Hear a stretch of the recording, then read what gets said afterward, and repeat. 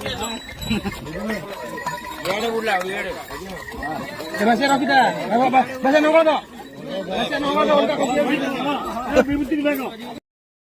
अक्षय तृतीया आज विश्व ए भाई टिके रुह आज विश्व पृथ्वी भारत वर्ष ओडिशा पवित्र दिन अक्षय तृतीया आज चाषी भारत वर्ष 80 भाग ओडिशार 80 भाग चाषी आज धान बुणा आरंभ करती मुठी चाउल बुणा जाए। आज हूँ जगन्नाथ रथ तैयारी हो विश्व रथ।